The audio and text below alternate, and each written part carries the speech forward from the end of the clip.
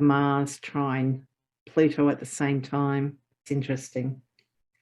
Yeah, we might have more, news. The Roe versus Wade and the Supreme Court, might have more movement on that as the states are trying to adjust to, all right, now that it's not federally, on the books with the law, the states will now have to, to juggle all that. And I think every time because I'm seeing Pluto and Mars, hitting, and I'm thinking that the states are going to have to come up, and as these states all juggle, what their laws are going to be. I think that's what we're seeing. Yeah, I'm just looking at that Venus there, because Venus, Pluto were the aspects that were kind of being activated. And in the Sibley chart, which is a Sagittarius ascendant, that Venus will have just ingressed into the 9th house of law. So, yeah, interesting. This could be a real powerful drive. That Mars, it's not in a super powerful sign, it's in a sign of its detriment. But that trine from Pluto could be good or could be bad. Sometimes those trines and sextiles just allow the energies of those planets to kind of, what's the word? I want to say more easy, but it's early morning here, so my grammar's not up to flow speed at the moment. Yeah, flow easier. Yeah, it could be powerful, certainly powerful. Yeah, Pluto's in the superior position. It's a bigger, well, it's not a physically bigger planet, but it tends to be very impactful. It packs a wallop. Yeah. Yeah. Mars might smack you, but Pluto's going to take you out.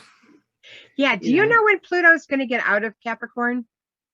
I have a feeling it is. Let's have a look. I have a feeling it's in a couple of years. February 2024.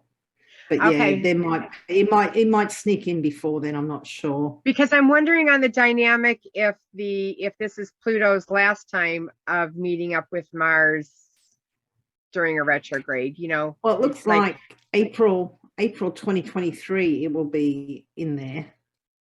Oh. So Capricorn, Pluto isn't on the move.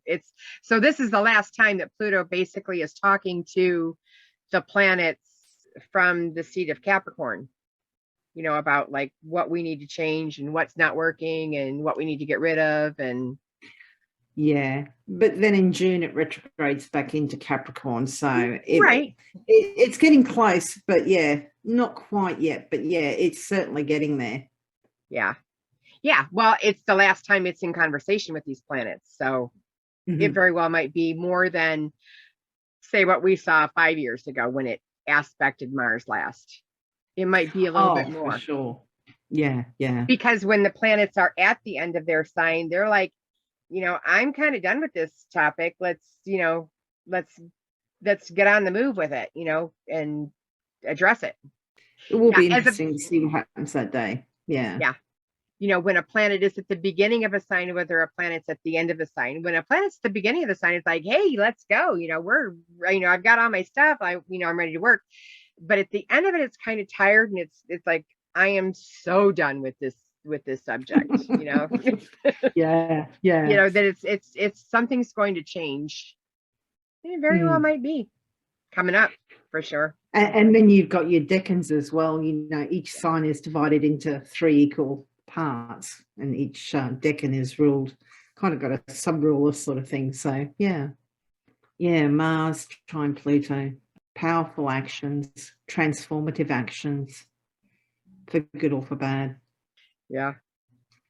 Interesting that you've got that opposition, Sun opposite retrograde Saturn at the same time.